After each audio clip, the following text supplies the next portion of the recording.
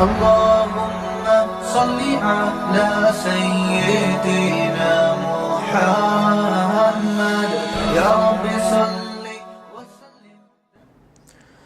بسم اللہ الرحمن الرحیم. آج کے لیکچر میں سورہ بقرہ کا رکوع نمبر 9 یعنی 9 اس کا کچھ حصہ رہ گیا تھا ترجمہ اور گرامر کے لحاظ سے، وہ حل کر کے پھر اس کی اس رکوع کی انشاءاللہ تفسیر پیش کروں گا. یہاں تک بات چلی تھی اولا یعلمون آیت نمبر 77 کہ کیا یہ لوگ نہیں جانتے کہ اللہ جانتا ہے ان چیزوں کو بھی جو یہ چھپاتے ہیں اور ان چیزوں کو بھی جو یہ ظاہر کرتے ہیں. آگے چلتے ہیں، ہم صرف ترجمہ چل رہا ہے، ابھی تفسیر ابھی شروع نہیں کی ہے میں نے. وَمِنْهُمْ اور ان میں سے بعض ایسے بھی ہیں امیون. امی عربی میں کہتے ہیں اس کو جو لکھنا پڑھنا نہ جانتا ہو. ان میں بہت سے لوگ امی ہیں. لا یعلمون الکتاب جو کتاب نہیں جانتے یعنی تورات نہیں جانتے وہ. الا مگر کیا جانتے ہیں؟ امانیہ کچھ تمنائیں جانتے ہیں. امانیہ اصل میں تھا یہ جمع ہے امنویہ کی. اس پر میں ایک اور دفعہ پہلے بھی بتا چکا ہوں تفصیل سے کہ عربی میں جو افعولہ کا لفظ ہے نا، افعولہ کے وزن پر جو آتا ہے اس کا معنی ہوتا ہے ما یفعل بہ. اور زیادہ گاڑی ہو گئی بات. جیسے اعجوبہ، اعجوبہ کسے کہتے ہیں؟ وہ چیز جس کے ذریعے تعجب ہو. اضحوکا ضحک سے نکلا ہے، ضحک ہنسی کو کہتے ہیں. اضحوکا لطیفوں کو کہتے ہیں، وہ چیز جس کے ذریعے ہنسا جائے. تو امنویہ وہ چیز جس کی تمنا کی جائے یا جس کے ذریعے امیدیں لگائی جائیں. تمنا سے نکلا یہ لفظ نا امنویہ. تمنا میں بھی میم نون یا آتا ہے نا، اس میں بھی میم نون یا. تو اس کی جمع آتی ہے امانی. جیسے اعجوبہ اس کی جمع آتی ہے اعاجیب. اضحوکا اضاحیک، اغلوطا اغالیط. سمجھ میں آ جائے ٹھیک ہے، نہیں آئے تو رٹا لگا کے یاد کر لیں. امانیہ کہتے ہیں تمناؤں کو بس. ان میں بہت سے امی ہیں جو کتاب نہیں جانتے مگر کچھ تمنائیں جانتے ہیں کہ ایسا ہو جائے گا ایسا ہو جائے گا. تفسیر میں بتاؤں گا. وَإِنْهُمْ اور نہیں ہیں یہ لوگ. ان کا معنی نہیں بھی آتا ہے، اور نہیں ہیں یہ الا مگر یظنون صرف گمان کرتے ہیں. ظن یظنو گمان، صرف گمان کرنے والے لوگ ہیں. فَوَيْلٌ پس تباہی ہے لِلَّذِينَ ان لوگوں کے لیے یکتبون الکتاب جو کتاب یعنی تورات لکھتے ہیں بِأَيْدِيهِمْ اپنے ہاتھوں سے. ثم پھر یقولون کہتے ہیں ھذا من عند اللہ یہ اللہ کی طرف سے. اپنے ہاتھ سے کتاب لکھی اور نسبت کر دیتے ہیں اللہ کی طرف. لیشتروا بہ تاکہ اس کام کے ذریعے خریدیں یعنی کمائیں. ثمنا قلیلا چند ٹکے، تھوڑا سا نفع دنیا کا کما لیں. فویل پس تباہی ہے لہم ان لوگوں کے لیے مما اصل میں تھا من الگ ہے ما الگ ہے تو ملا کے مما ایک کر دیا. تباہی ہے ان لوگوں کے لیے من اس چیز سے ما وہ چیز کتبت ایدیہم جو ان کے ہاتھ لکھتے ہیں، یعنی اس چیز کی وجہ سے ان کے لیے تباہی ہے. وویل اور تباہی ہے لہم ان کے لیے مما یکسبون اس چیز کی وجہ سے بھی جو یہ کماتے ہیں. جو یہ لکھتے ہیں اس کی وجہ سے بھی تباہی، اور جو یہ اس لکھنے کی وجہ سے کما رہے ہیں اس پر بھی ان کے لیے تباہی ہے. وقالو اور یہ کہتے ہیں لن تمسنا النار. تمسا اصل میں تھا مساسا یمسوسو، اس کا معنی ہوتا ہے چھونا. مس کرنا اردو میں بھی استعمال ہوتا ہے، مس کیا ہاتھ لگانا کسی چیز کو. تو یمسوسو کو پڑھا جاتا ہے یمسو، اور مؤنث کے لیے تمسو. جیسے یضربو کا معنی وہ مارتا ہے، تضربو وہ عورت مارتی ہے، تو تمسسو وہ چھوتی ہے. آگ کا لفظ عربی میں چونکہ مؤنث ہے اس لیے اس کے لیے یمسو کے بجائے تمسو، مسا یمسو، بلکہ یمسو آتا ہے، مسا یمسو، یمسسو آتا ہے، یعنی سمیع یسمعو کی طرح یہ. وقالو یہ کہتے ہیں لن تمسا ہرگز نہیں چھوئے گی نہ ہم کو النار آگ. یہ یہودی کہتے تھے ہم کو آگ نہیں چھوئے گی قیامت کے دن الا مگر ایامن کچھ دن. ایام تنوین ہے نا تو کچھ دن معدودہ گنے چنے. عدد گننے کو کہتے ہیں، اسی سے عدد نکلا یہ جو ہم عدد ہیں کیونکہ گننے کے کام آتے ہیں نا. تو معدودہ مقتولہ کی طرح مقتولہ جسے قتل کیا جائے، معدودہ جسے گنا جائے. تو ایام کا لفظ جمع ہے تو جمع کا صیغہ عربی میں مؤنث ہوتا ہے، اس لیے معدودہ جو اس کی صفت ہے وہ بھی مؤنث ہے، معدود کے بجائے معدودہ. تو یہ کہتے ہیں کہ ہمیں آگ نہیں چھوئے گی مگر چند گنے چنے دن.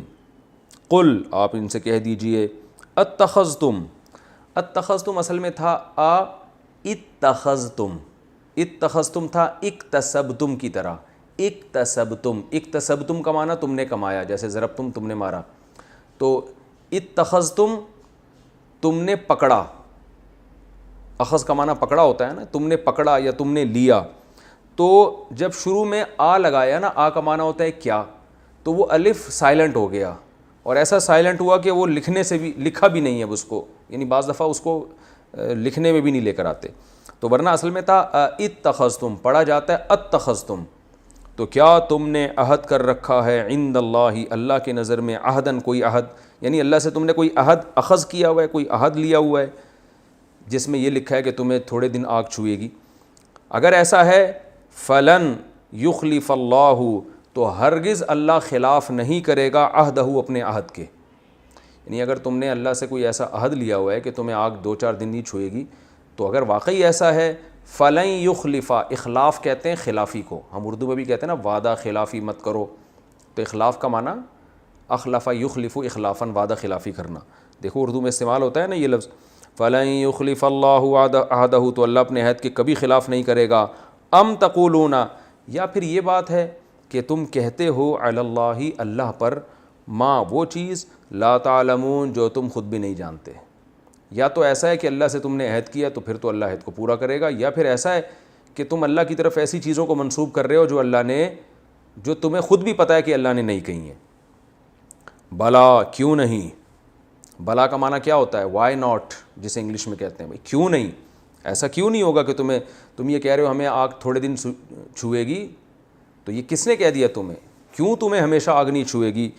کیونکہ اللہ کا اصول یہ ہے، من کا سبا، وہ شخص جس نے کمایا، سیئۃً گناہ، سیئۃً گناہ کو کہتے ہیں، اس کے اپوزٹ ہے حسنۃً، حسنہ. تو جس نے بھی برائی کو کمایا، وَأَحَاطَتْ بِهِ، اور احاطہ کر لیا، بِهِ اس شخص کا، خطیئتہ اس برائی نے. اس کی تفسیر میں بتاؤں گا کیا مطلب ہے اس کا. خطیہ برائی کو کہتے ہیں، غلطیوں کو کہتے ہیں. احاطت اصل میں تھا احوطت، اکرمت کی طرح، احاطہ کرنا. تو اللہ فرماتے ہیں جس نے برائی کمائی اور اس کے گناہوں نے اس کا احاطہ کر لیا، فَأُولَئِکَ، تو یہ لوگ ہیں اصحاب النار، آگ والے لوگ ہیں یہ، ہم فیہا خالدون، یہ رہیں گے اس میں ہمیشہ، 4-8 دن کی بات نہیں ہے یہ. والذین، اور وہ لوگ، آمنوا جو ایمان لائے، وعاملوا الصالحات اور نیک اعمال کیے، اولئک اصحاب الجنہ، یہ ہیں جنت والے لوگ، ہم فیہا خالدون، یہ اس میں ہمیشہ رہیں گے. یہ تو رکوع نمبر جو 9 تھا اس کا ہم نے لفظی ترجمہ پڑھ لیا اور تھوڑی تھوڑی گرامر. اب ہم اس کی تفسیر کی طرف جاتے ہیں. پچھلے رکوع میں آپ کو پتہ تھا کہ بنی اسرائیل کو گائے ذبح کرنے کا حکم دیا. بعض علماء نے لکھا ہے یہ ایک ہی واقعہ ہے جس کو تقدیم و تاخیر کے ساتھ بیان کیا گیا ہے. اب اس واقعے کا دوسرا جز ہے.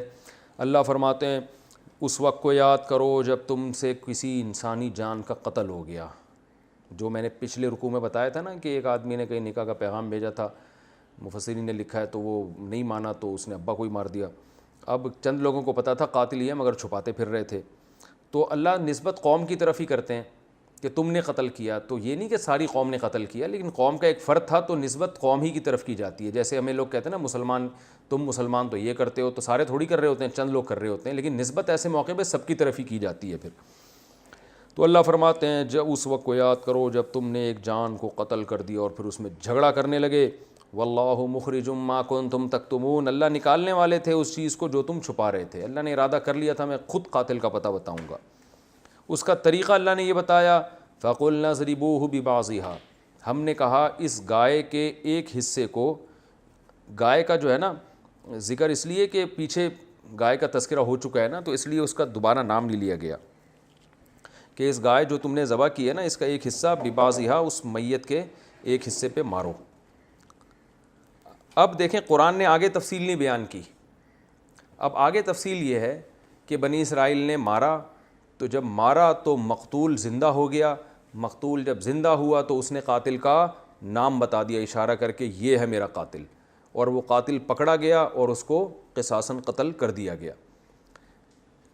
اتنا نہیں ہے یہ بلکہ ڈائریکٹ قرآن یہاں سے بات شروع کر رہا ہے کذالک یحیی اللہ الموتیٰ، اس طرح سے اللہ مردوں کو زندہ کرے گا۔ اس کو عربی میں ایک ٹرم استعمال ہوتی ہے جس کو کہتے ہیں صنعت اندماج، مشکل لفظ ہے یہ، یاد کر لیں تو اچھا لگے گا ذرا۔ اندماج، جیسے میں نے بتایا تھا نا ایک صنعت مشاکلت، کہ کسی کو اسی کے الفاظ میں جواب دینا، جبکہ آپ ان الفاظ سے وہ معنی مراد نہیں لے رہے جو سامنے والا مراد لے رہا ہے۔ جیسے قرآن میں آتا ہے نا وَمَكَرُوا وَمَكَرَ اللَّهُ، یہ بھی دھوکہ دیتے ہیں تو اللہ بھی دھوکہ دیتا ہے، حالانکہ اللہ تو دھوکہ نہیں دیتا، لیکن ان کو انہی کی جس لفظ کی نسبت ان کی طرف کی گئی نا انہی الفاظ میں جواب دیا گیا۔ تو یہ ایک خاص موقع پہ تو یہ کلام اچھا ہوتا ہے، ایسے ہی آپ کسی کی طرف دھوکے کی نسبت کر دیں تو یہ اچھا نہیں ہوتا۔ اس کی میں نے مثالیں بھی دی تھیں۔ تو ایسے ہی یہ اصطلاحات ہیں، ان کو یاد کر لیں گے تو ذرا ایک اچھا لگے گا، نہیں یاد کرتے تو بھی ٹھیک ہے۔ تو اندماج کہتے ہیں کہ واقعے کو درمیان میں بہت سے واقعے کے جز کو حذف کر دینا اور اس کی ڈیٹیل بیان نہ کرنا، اس لیے بیان نہ کرنا کہ اگلا جو لفظ آ رہا ہوتا ہے نا اس سے پتہ چل رہا ہوتا ہے کہ درمیان میں ہوا کیا ہے، تو اس لیے قرآن اس کو حذف کر دیتا ہے۔ اور حذف کرتا کیوں ہے میں نے بتایا کہ قرآن کا مقصد قصے کہانیاں سنانا نہیں ہے، یعنی اب قرآن آپ کی عقل پہ چھوڑ دیتا ہے کہ اب خود سوچ لو کیا ہوا ہوگا، اللہ نے ذبح کروائی اس لیے کروائی کہ یہ مارو، اور اللہ تو چاہتا تھا کہ اس سے قاتل کا پتہ چلے، تو ظاہر ہے اسی وجہ سے اللہ نے کیا کہ قاتل کا پتہ چلے۔ تو یہ جب ہی ہوگا جب قاتل کا پتہ چلا بھی تو ہوگا نا، وہ مردہ اٹھا ہوگا، تو اللہ نے اگلا جملہ کیا کہا، اس طرح سے اللہ مردوں کو زندہ کرتا ہے۔ تو اس سے صاف پتہ چل گیا کہ اس سے پیچھے واقعہ محذوف ہے۔ وہ واقعہ کیا ہے کہ بنی اسرائیل نے ایسا کیا اور مردہ زندہ ہوا اور اس نے قاتل کا نام بتا دیا۔ تو پھر اللہ نے فرمایا کذالک، اس طرح سے یحیی اللہ الموتیٰ، اللہ مردوں کو زندہ کرے گا۔ یہ صنعت اندماج کا بڑا اپنا ایک لطف اور مزہ ہے، بہت سے واقعات میں ہم دیکھیں گے کہ یہ آئے گا۔ جیسے سورہ مریم میں آپ دیکھیں، بڑا مزہ آتا ہے جب اس طرح سے آدمی قرآن پڑھتا ہے نا، درمیان میں اللہ بہت سارے واقعات کو حذف کر کے بالکل آگے لے جاتے ہیں تو اس سے پچھلا واقعہ خود ہی ذہن میں آ جاتا ہے، اس میں خاص قسم کی بلاغت پیدا ہو جاتی ہے۔ جیسے سورہ مریم میں ہے کہ زکریا علیہ السلام نے اللہ سے دعا مانگی مجھے اولاد چاہیے، پھر اللہ نے کیا کیا کہ خوشخبری سنا دی کہ آپ کو اولاد ملے گی۔ زکریا علیہ السلام نے کہا میرے اولاد کیسے ہوگی، میں تو بوڑھا ہو گیا۔ اللہ نے فرمایا کہ میں نے بھی تو تجھے پانی سے پیدا کیا، تجھے بڑھاپے میں اولاد نہیں دے سکتا۔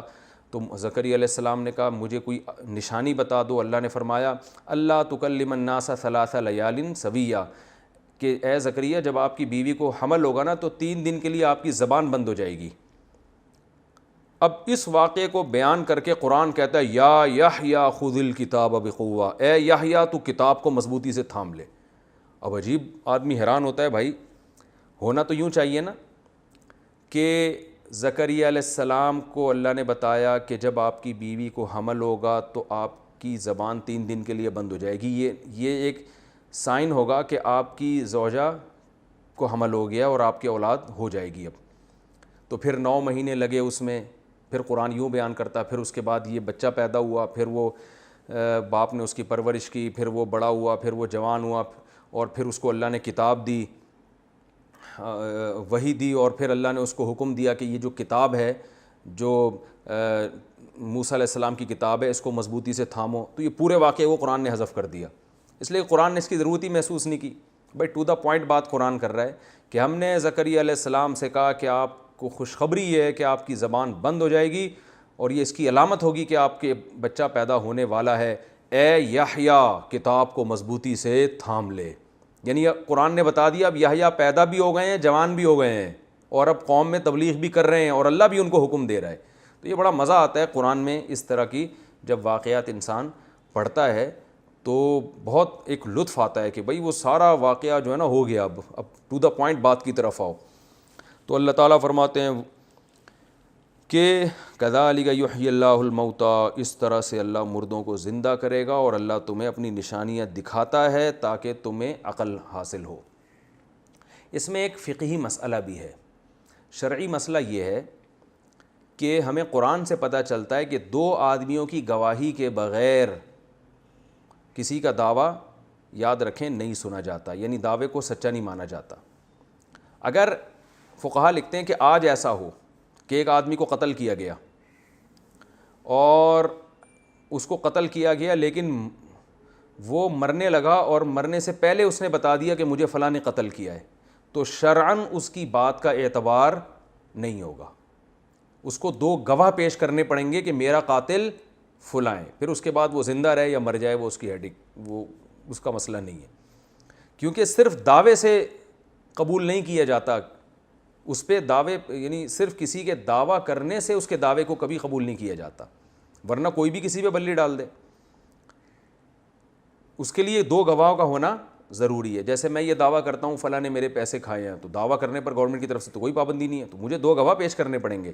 تو اسی طرح اگر میں یہ کہتا ہوں مجھے فلاں نے قتل کیا ہے، تو یہ اتنا کافی نہیں ہے، بلکہ اس پہ الگ سے دو گواہ پیش کیے جائیں گے۔ ہاں یہ تفتیش میں ضرور کام آئے گی یہ چیز، کہ جس کو قتل کیا گیا ہے وہ مرنے سے پہلے اگر بتا دے کہ مجھے فلاں نے قتل کیا ہے، تو گورنمنٹ اس قاتل کو جس کو وہ یعنی الزام لگا رہا ہے اس کو اٹھا سکتی ہے تفتیش کے لیے، کہ بھئی تم پہ الزام لگائے تو اب ذرا چترول وترول لگا کے یا ویسے کسی اور طریقے سے تفتیش کے کام، تفتیش میں یہ تو مددگار یہ چیز ہو سکتی ہے، لیکن اس سے قتل ثابت نہیں ہوتا۔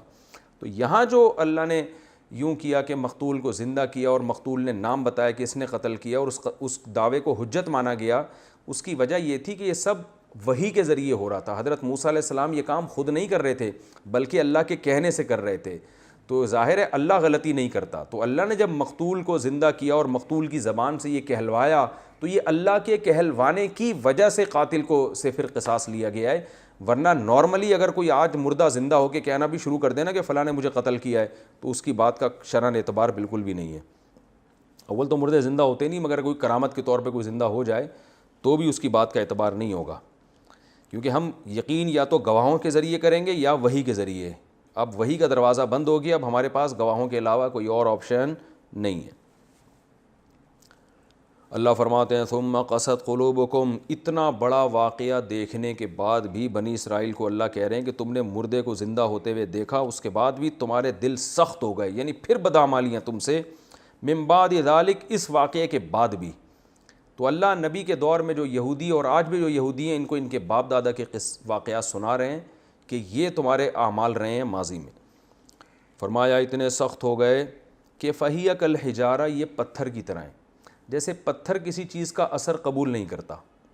دیکھیں بارش ہوتی ہے، زمین نرم ہو جاتی ہے، ہوائیں چلتی ہے، درخت ہلنا شروع ہو جاتے ہیں، اثرات قبول کرتے ہیں نا، لیکن جو بڑے بڑے چٹانوں پہ پتھر ہوتے ہیں ان پہ کسی چیز کا کوئی اثر نہیں ہوتا۔ تو اللہ فرماتے ہیں تم نے بھی اتنی اللہ کی طرف سے نشانیاں دیکھی مگر تمہارے دل کسی بھی بیرونی اثر کو قبول کرنے کے لیے تیار نہیں ہے، تو یہ پتھر کی طرح ہیں، بلکہ پتھر سے بھی زیادہ سخت ہیں۔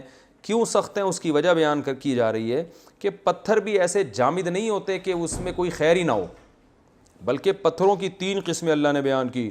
وَإِنَّ مِنَ الْحِجَارَةِ لَمَا يَتَفَجَّرُ مِنْهُ الْأَنْهَارُ، پتھروں میں بھی ایسے ہوتے ہیں جن سے چشمے پھوٹ پڑتے ہیں، یعنی وہ بھی بیرونی اثر کو قبول کرتے ہیں اور ایسا کرتے ہیں کہ دنیا کو سیراب کرنا شروع کر دیتے ہیں۔ وہ ایک مثال دی جا رہی ہے کہ چشمے پھوٹتے ہیں، لوگ ان سے سیراب ہوتے ہیں، تمہارے دلوں سے علم اور حکمت کے چشمے بھی نہیں پھوٹتے، یعنی تمہیں تو لوگوں کا قائد بن کے ان کو گائیڈ کرنا چاہیے تھا اور علم اور حکمت کی باتیں ان کو بتانی چاہیے تھی۔ تم خود اتنے سخت ہو گئے ہو، تم خود ہدایت پر نہیں ہو، دوسروں کو کہاں سے ہدایت دو گے؟ تو تم پتھر سے بھی زیادہ تمہارے دل سخت ہیں۔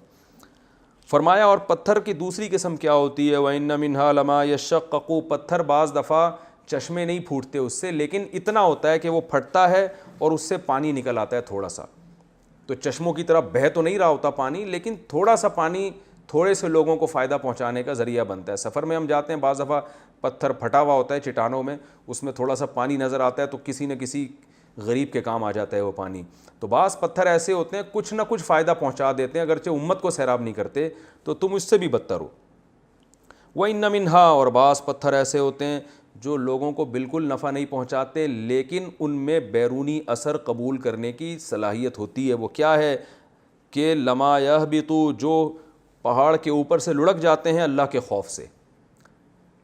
تو یہ بات خوب اچھی طرح ذہن میں رکھیں کہ قرآن و سنت سے یہ بات واضح طور پہ پتہ چلتی ہے کہ اللہ نے بے جان چیزوں میں بھی کچھ نہ کچھ شعور رکھا ہے جس کا ہمیں علم نہیں ہے اور ہماری عقل ابھی وہاں تک پہنچی نہیں ہے. تو کچھ نہ کچھ شعور، وہ والا شعور نہیں جو انسانوں میں ہوتا ہے، لیکن کچھ نہ کچھ بیرونی یعنی ماحول کو قبول کرنے کی اللہ نے اس میں صلاحیت رکھی ہے. اور احادیث سے تو یہ بات ثابت ہے، تاریخی واقعات سے بھی، کہ آپ صلی اللہ علیہ وسلم کھجور کے تنے پر ہاتھ رکھ کے خطبہ دیا کرتے تھے.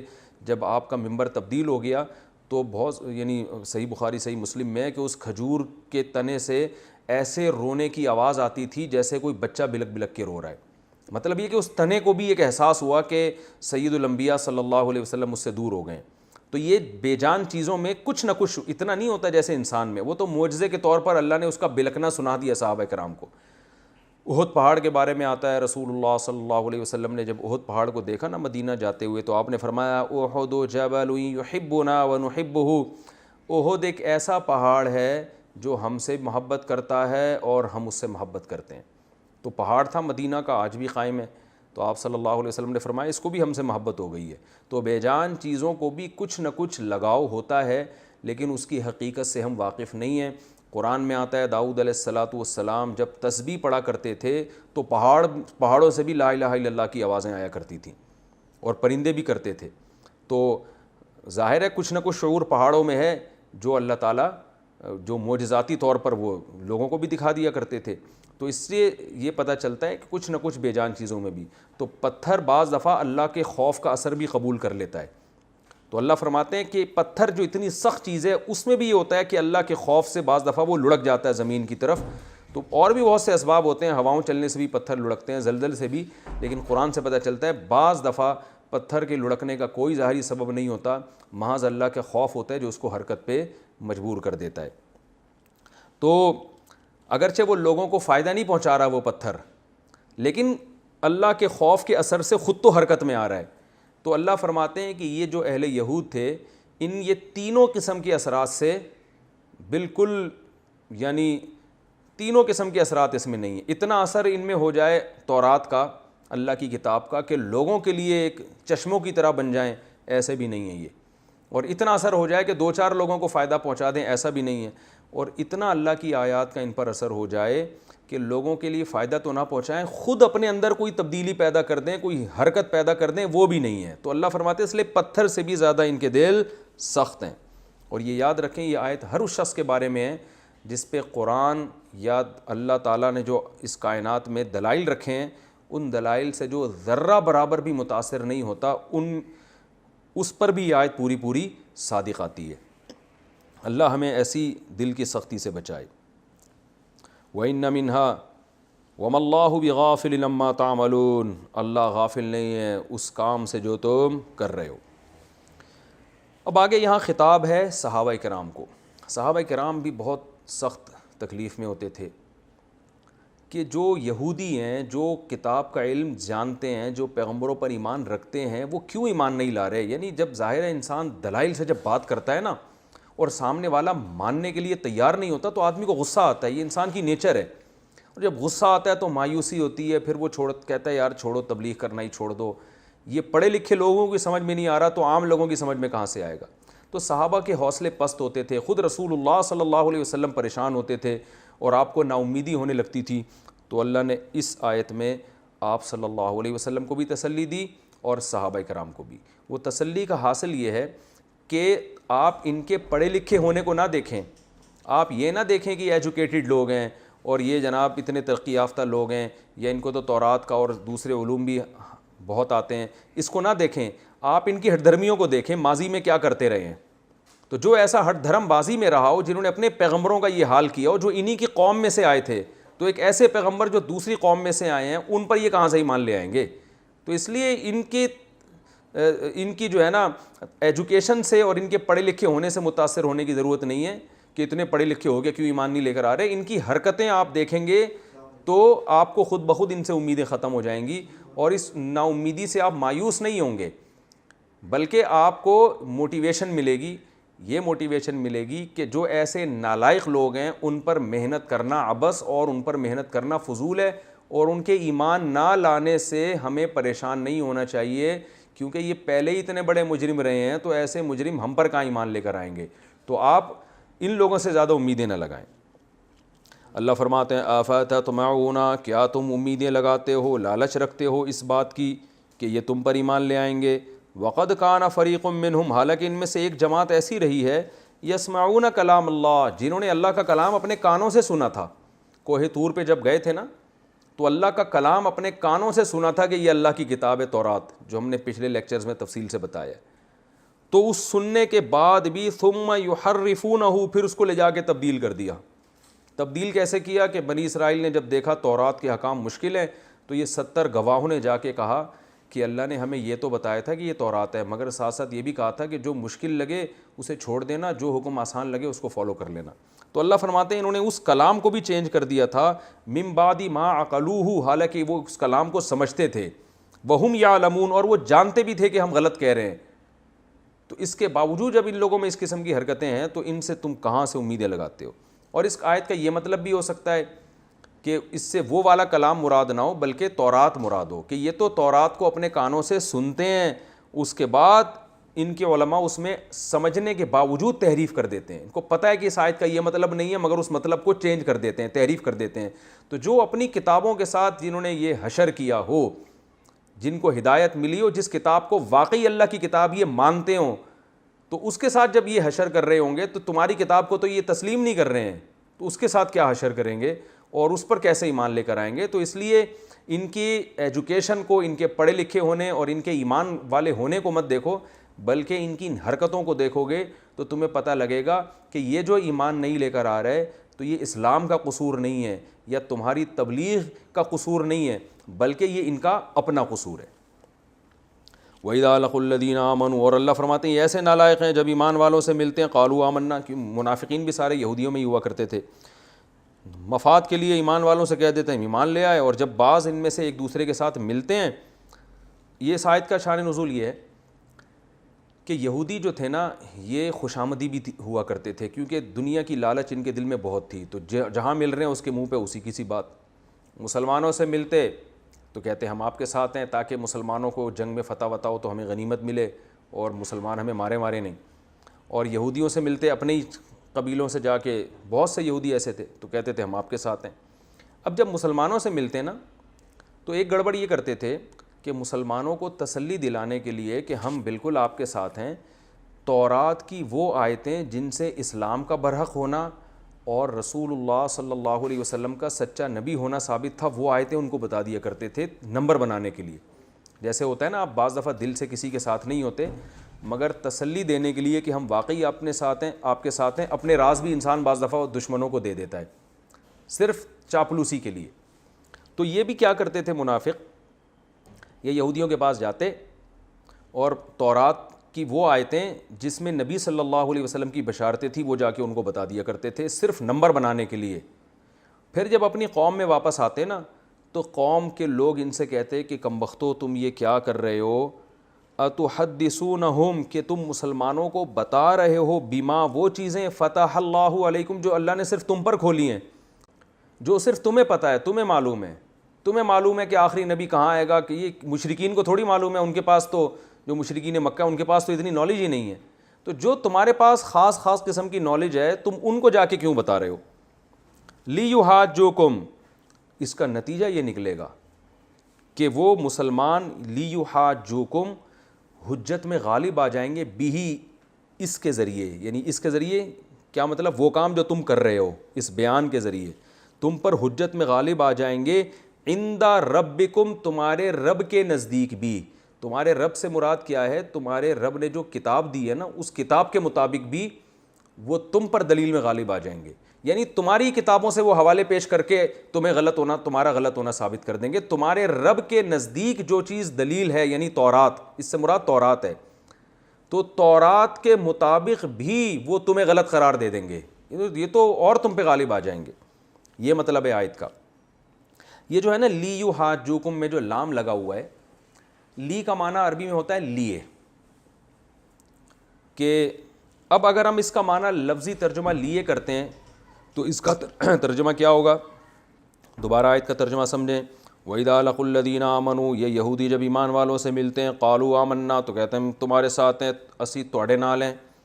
وَإِذَا خَلَا بَعْضُهُمْ إِلَىٰ بَعْضٍ، اور جب ایک دوسرے سے تنہائی اختیار کرتے ہیں، چھاؤں میں آتے ہیں، ذرا آؤ بھائی ذرا سائڈ پہ بات چیت سنو یار، میں تو ویسے ہی گیا ہوا تھا وہاں پہ مسلمانوں کے ساتھ، کوئی ویسے ہی، آؤ ذرا چھاؤں میں تو آپ کے ساتھ ہوں۔ تو وہ دوسرا ان سے کہتا تھا، قالو، تو وہ جواب میں دوسرے یہودی کہتے تھے، اتحدثونہم، او بھائی تو ٹھیک ہے دنیاوی مفاد کے لیے ان کے ساتھ ملا ہوا ہے، وہاں جا کے تو یہ شو کرتا ہے میں مسلم ہوں، لیکن تو ایک اور چاپلوسی میں ایک اور کام تو غلط کرتا ہے۔ وہ کیا کرتا ہے؟ اتحدثونہم، کیا تم ان کو جا کے بیان کر دیتے ہو، بیما، وہ چیزیں فتح اللہ علیکم، جو اللہ نے صرف تمہیں بتائی ہیں، تم پر کھولی ہیں، فتح کا معنی کھولنا نا، ان کو جا کے تم بتاتے ہو، لیحاجوکم، تاکہ وہ تم پر دلیل میں غالب آ جائیں۔ تو یہاں تاکہ کا مطلب لیے نہیں ہے، بلکہ اس لام کو لام عاقبت کہتے ہیں، میں نے پہلے بھی اس کو ڈیفائن کیا تھا۔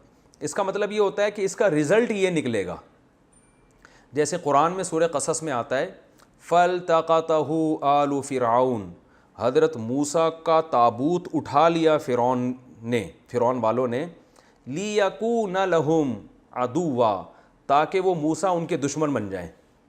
حالانکہ فرعون نے اس لیے نہیں اٹھایا تھا کہ یہ میرا دشمن بنے، لیکن فرعون کے اٹھانے کا رزلٹ یہ نکلا کہ حضرت موسیٰ دشمن بن کے سامنے آ گئے۔ تو بعض دفعہ رزلٹ جو ہوتا ہے نا، اس پہ بھی لام داخل کیا جاتا ہے، اس کا لفظی ترجمہ تو یہی ہوگا کہ فرعون نے تابوت اٹھایا تاکہ موسیٰ فرعون کے دشمن بن جائیں، لفظی ترجمہ یہ ہوگا، لیکن حقیقی ترجمہ اس کا یہ ہوگا کہ موسیٰ علیہ السلام کے تابوت کو فرعون نے اٹھایا، جس کا نتیجہ یہ نکلا، یا یہ نتیجہ نکلنا تھا کہ موسیٰ اس کے دشمن بن کے سامنے آ گئے۔ تو یہاں بھی یہی مطلب ہوگا، اتحدثونہم، یہودی ایک دوسرے سے کہتے تھے کہ تم مسلمانوں کو بیان کرتے ہو وہ چیزیں جو اللہ نے تم پر کھول دی ہے، جس کا نتیجہ یہ نکلے گا۔ اب سمجھ میں آیا لام کا مطلب؟ جس کا نتیجہ یہ نکلے گا، یحاجوکم، کہ مسلمان دلیل میں تم پہ غالب آ جائیں گے۔ یعنی جب ہماری ڈیبیٹ ہوگی نا مسلم کے ساتھ، مسلم کہیں گے کہ ہم حق پر ہیں اور ہم کہیں گے کہ ہم حق پر ہیں، تو ایسے موقع پر مسلمان بھی اس چیز کے ذریعے، اس جو راز تم نے فاش کیے نا، ان راز فاش کرنے کے ذریعے مسلمان تم پر حجت میں غالب آ جائیں گے، مناظرہ جیت جائیں گے۔ وہ عند ربکم، خود تمہارے رب کے نزدیک بھی۔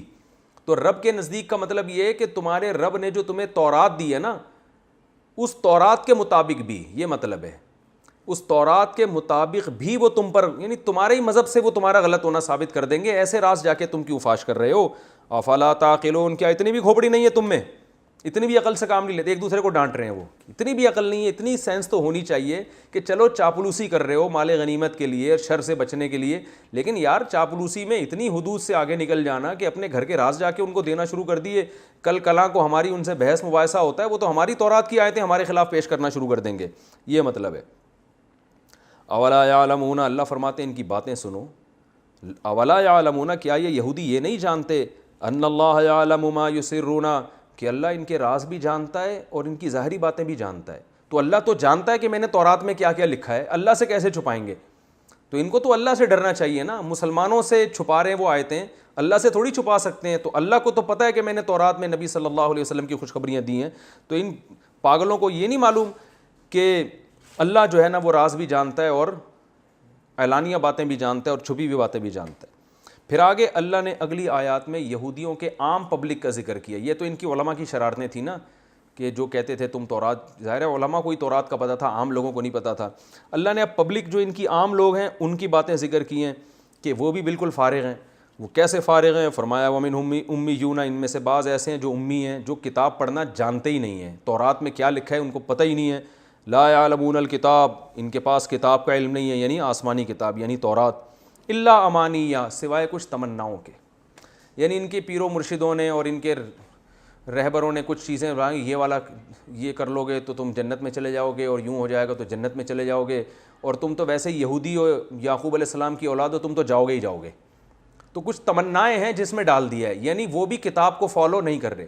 میں جب یہ آیت پڑھتا ہوں تو واقعی وہ حدیث کی تصدیق ہوتی ہے۔ نبی صلی اللہ علیہ وسلم نے فرمایا لَتَتَّبِعُنَّ سُنَنَ الَّذِينَ مِن قَبْلِكُمْ، تم لوگ بھی اسی راستے پہ چلو گے جس پر پچھلی امتیں چلی ہیں، تو آج بھی جو باطل علماء ہیں، جو باطل اور جاہر پیر ہیں، انہوں نے عوام کو تمناؤں میں ڈال دیا ہے.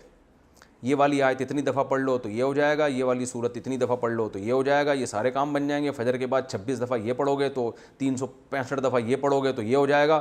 جو قرآن کے احکام ہیں اصل، جس میں عقیدے کے درست کرنے کو کہا گیا ہے، جس میں آپ کو یہ کہا گیا کہ سود حرام ہے، جس میں والدین کے ساتھ حسن سلوک کا حکم دیا گیا، جس میں ناحق قتل کرنے سے منع کیا گیا، جس میں وراثت بہنوں کو دینے کا حکم دیا گیا، جس میں کسی کا 1 روپیہ بھی کھانے کو حرام قرار دیا گیا، جس میں یہ بتایا گیا کہ یتیم کا مال جو کھاتا ہے آگ میں انگارے ڈال رہا ہے، پیٹ میں آگ کے انگارے ڈال رہا ہے وہ، اور جس میں زنا کو برا قرار دیا، جس میں نظروں کی حفاظت کا حکم. وہ آیتیں عوام کی نظروں سے کیا ہیں؟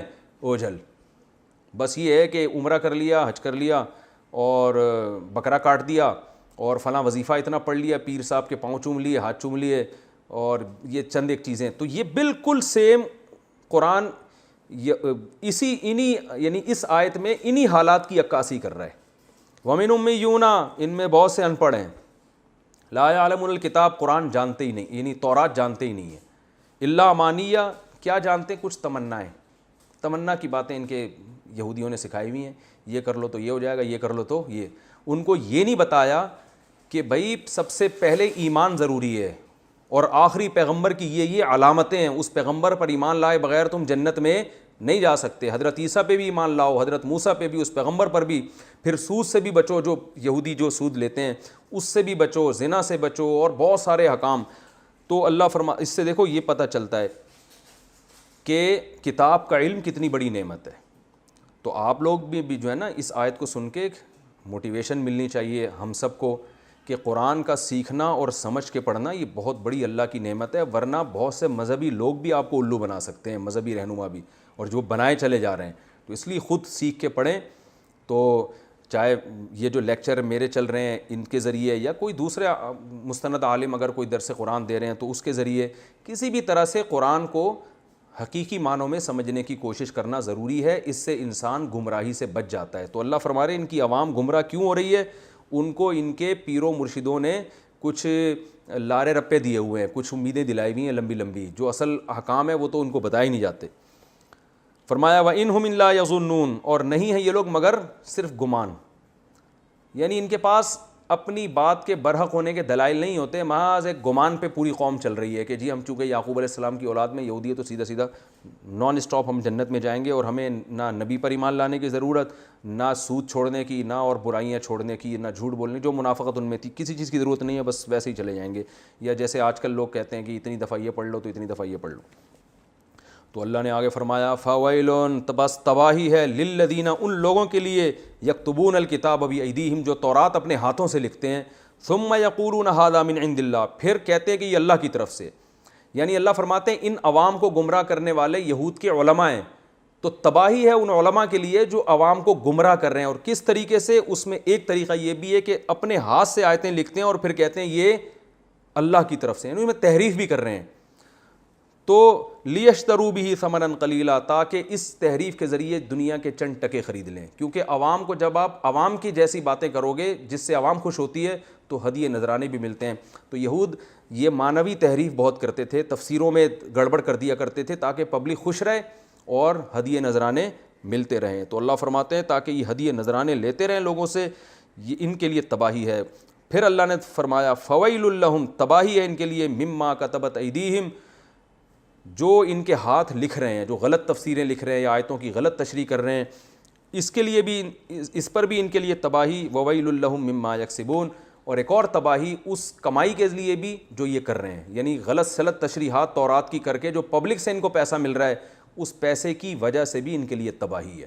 تو آخرت میں تباہی در تباہی در تباہی، 3 تباہیوں کا ذکر کیا. ایک تورات میں تحریف، دوسری اس کے ذریعے چند ٹکے خریدنا. ٹھیک ہے نا، دو تباہیوں کا اللہ نے ذکر کیا. تو اللہ فرماتے ہیں ان دونوں وجہ سے ان کے لیے تباہی ہے. اللہ تعالیٰ سمجھنے کی، عمل کی توفیق عطا فرمائے.